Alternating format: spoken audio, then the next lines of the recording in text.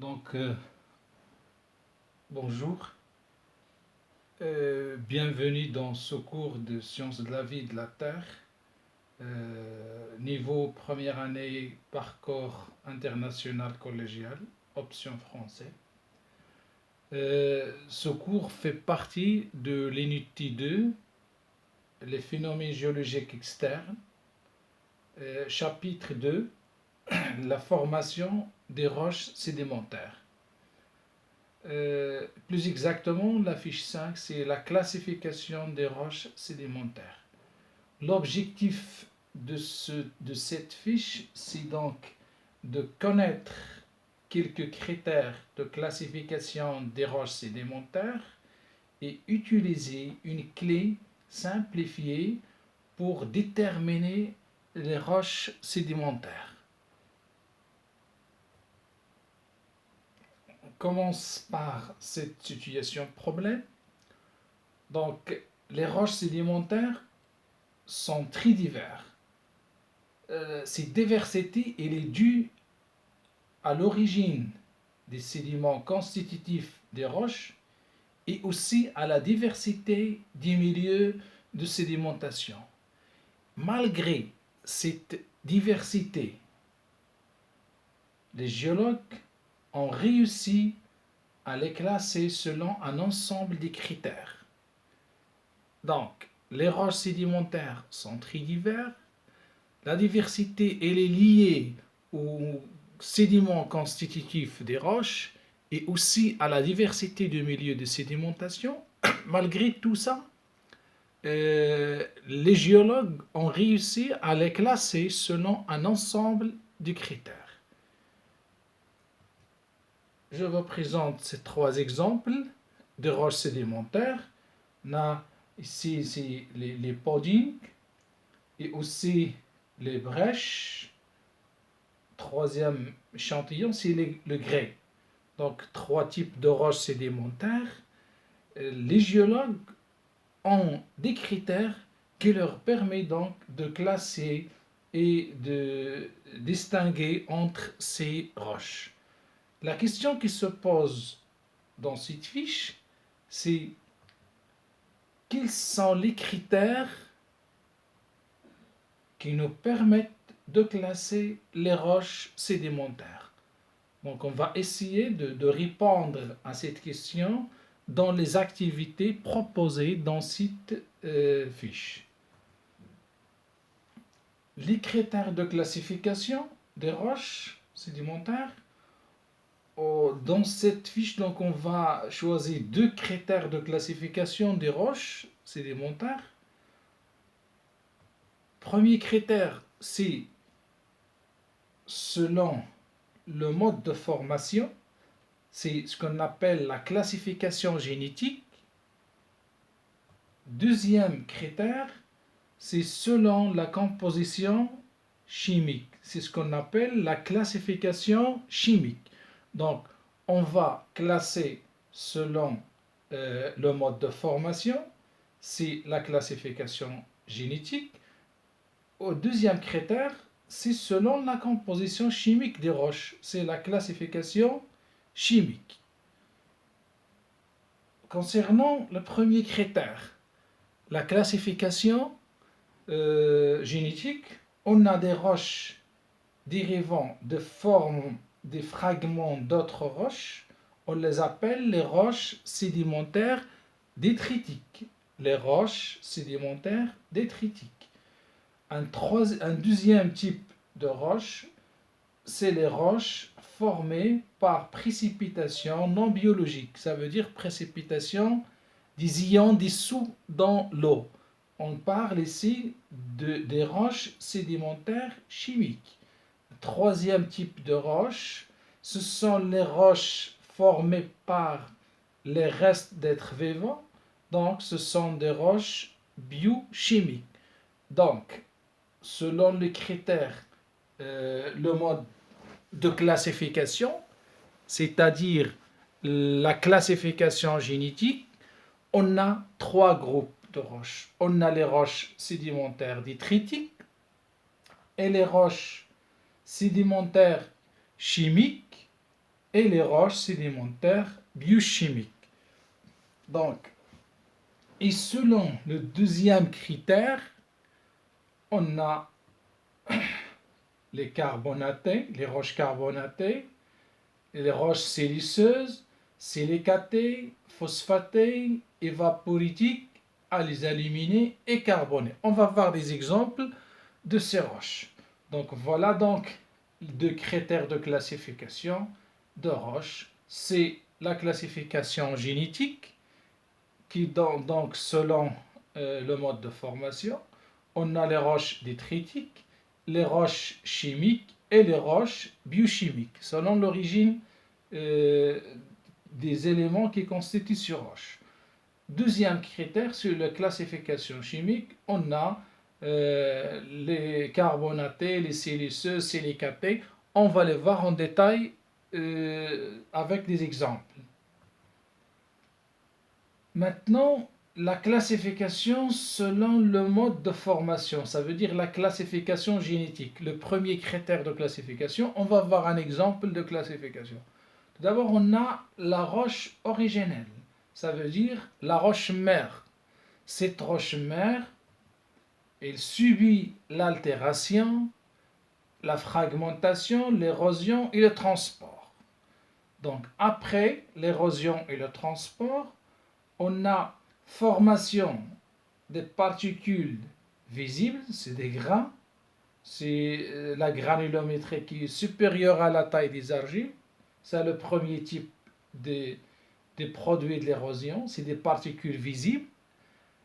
On a formation des éléments en solution. CA de plus, CO3 de moins, Na plus, Cl moins, Mg de plus, etc.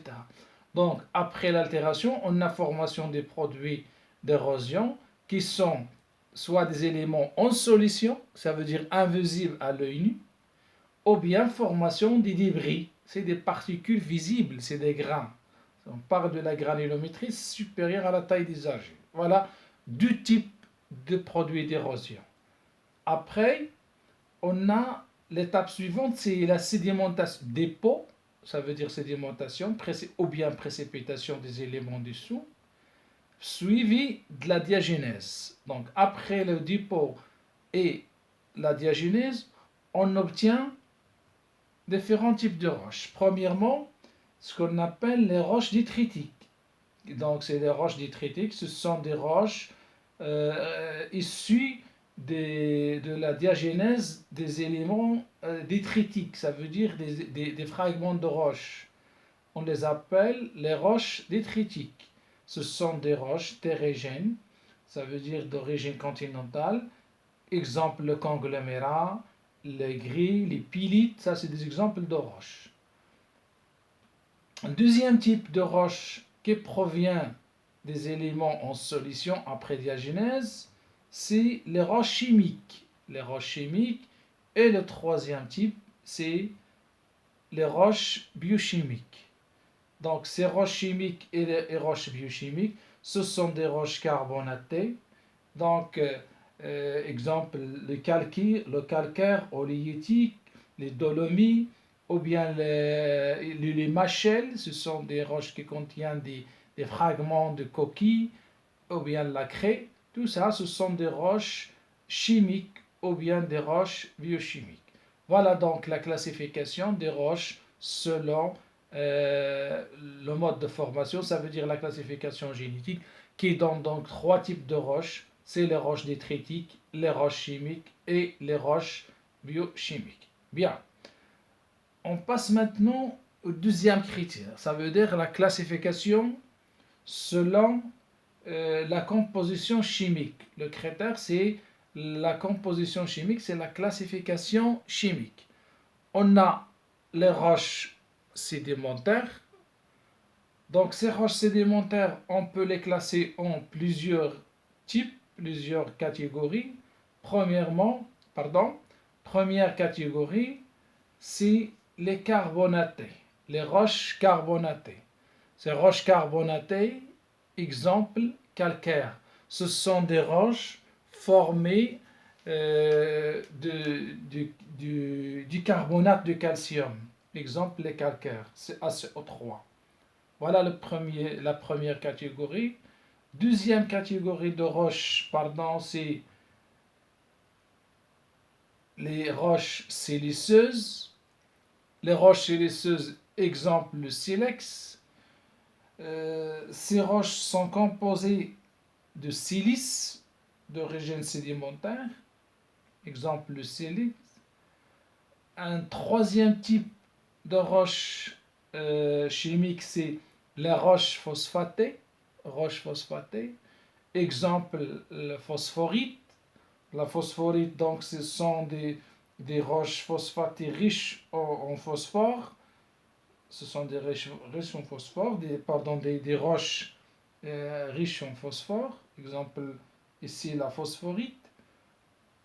Quatrième type, c'est les roches évaporitiques. Les roches évaporitiques, exemple, la halite, c'est le sel. Le sel, ce sont des roches composées par précipitation des éléments dissous dans l'eau, tels que NaCl qui est dans la halite, le sel gemme.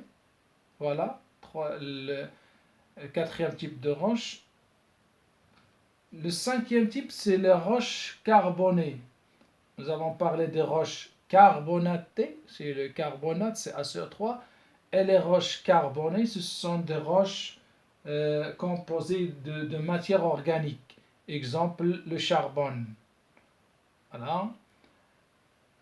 Et on a un autre type de roche, c'est les roches aluminées. Les roches aluminées, exemple, la bauxite, c'est une roche, cette roche, elle est une roche rouge riche en alumine et l'oxyde de fer. Donc, il constitue d'ailleurs le principal minerai d'alumine, l'extraction d'alumine. Donc, vous voyez d'abord, elle a une couleur rouge, elle est riche en alumine et l'oxyde de fer, ce qui donne cette couleur rouge. Un autre type, c'est les roches silicatées. Les roches silicatées, exemple le grès, voilà, c'est une roche formée de silicate. Donc voilà les grandes catégories des roches selon la composition chimique. Donc on a les roches carbonatées, les roches siliceuses, roches phosphatées, les évaporitiques et les carbonés, les aluminés et les roches silicatées. Voilà. Bien. Euh, les roches détritiques, on peut les classer aussi selon la granulométrie, ça veut dire selon la taille des éléments constitutifs. Donc les roches sédimentaires détritiques, d'abord, sont des roches formées à partir de sédiments détritiques et les particules de type dibré strictement formées par dégradation mécanique, c'est l'érosion mécanique et donc altération chimique des roches préexistantes et des constituants d'origine sont encore donc présents, par exemple des fragments de roches. On peut classer ces roches sédimentaires détritiques en fonction de la granulométrie. Ça veut dire selon la taille des sédiments constitutifs de la roche, les constituants de la roche. On a euh, la classe granulométrique, voilà, dans ce tableau-là, on a ce qu'on appelle les sédiments de type les rudites. Nous avons déjà parlé des rudites. Ce sont la taille des grains, elle est supérieure à 2 mm. Voilà, supérieure à 2 mm. On peut les classer aussi si il est supérieur à 256 mm, on parle des blocs, ça veut dire plus grand, ou bien des galets, les galets qui ont un diamètre entre 4 à 256 mm, ou bien les graviers. Les graviers encore, c'est plus petit, ça veut dire la taille c'est entre 2 à 4 mm.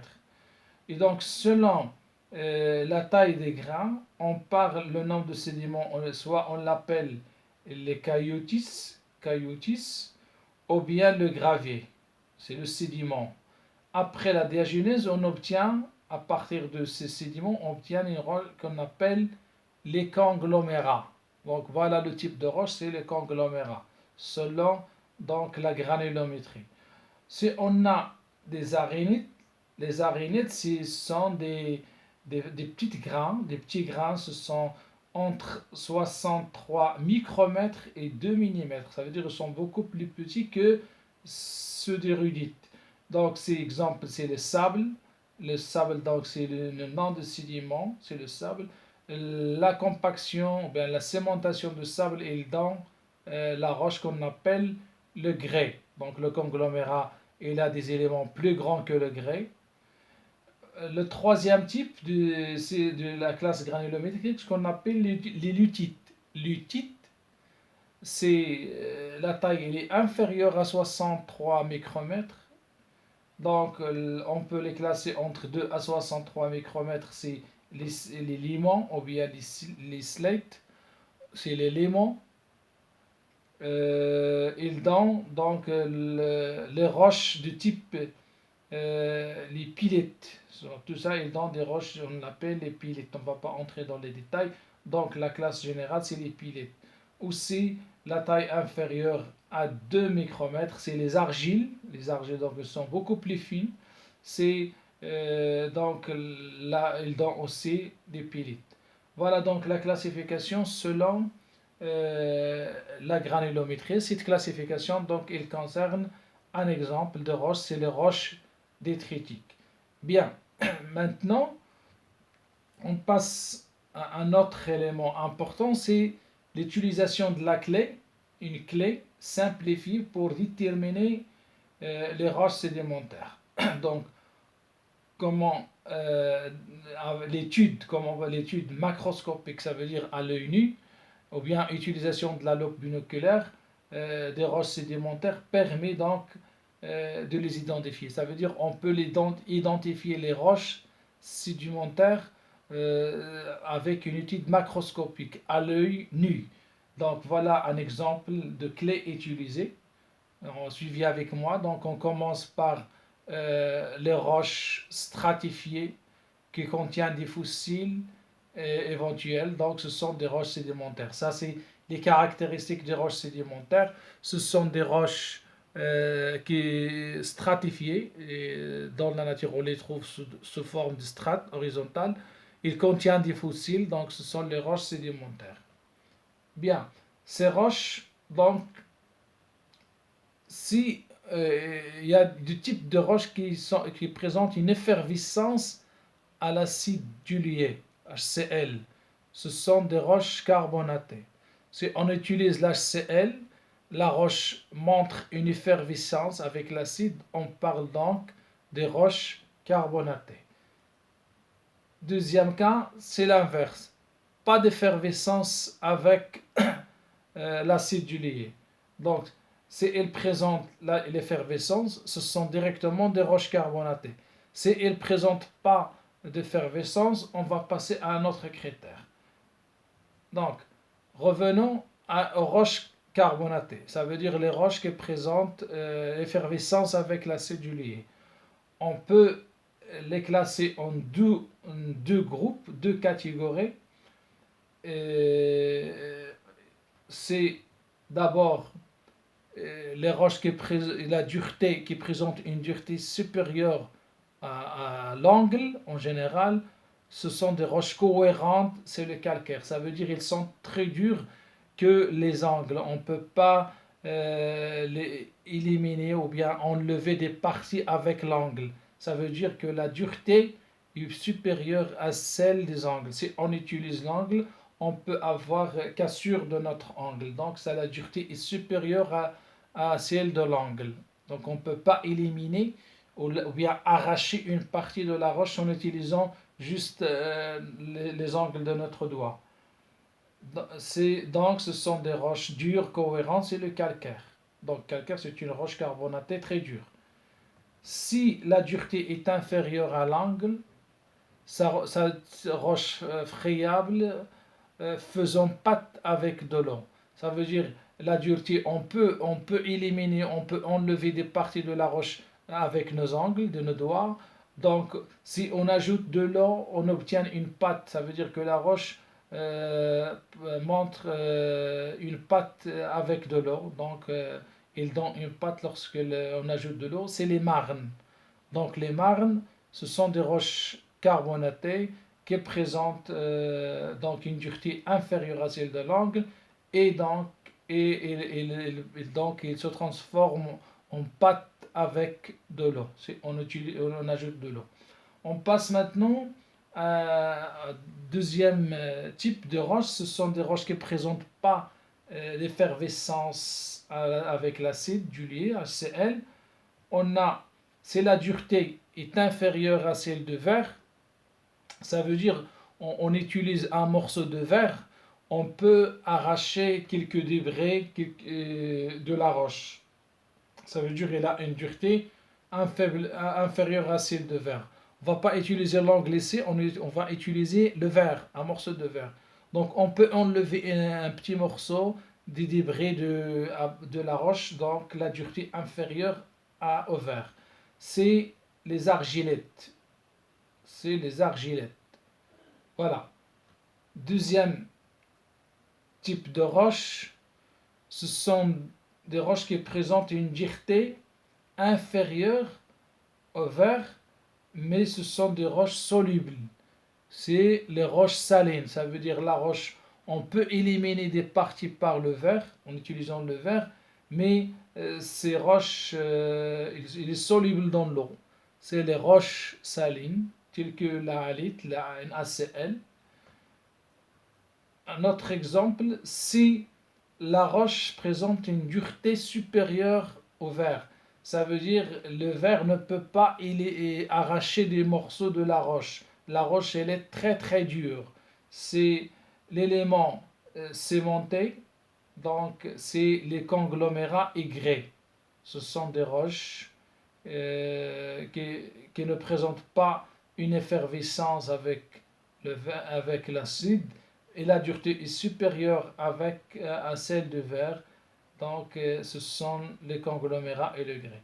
Le dernier type, c'est des roches qui présentent une dureté supérieure au verre. Ça veut dire qu'elles sont très dures que le verre, on ne peut pas éliminer des morceaux avec le verre. Donc, il ne présente pas des grains. Ça veut dire qu'il n'y a pas de grains apparents dans la roche. C'est le cas de Silix. C'est une roche qui présente pas de grains. Donc, il est très très dur. C'est le silex et les radiolaires. Voilà, donc un exemple très simplifié d'une clé qu'on peut utiliser pour classer les roches sédimentaires. Et donc, merci et on se verra dans une autre vidéo, la vidéo suivante. Merci pour votre attention et pour le suivi de la vidéo. Merci.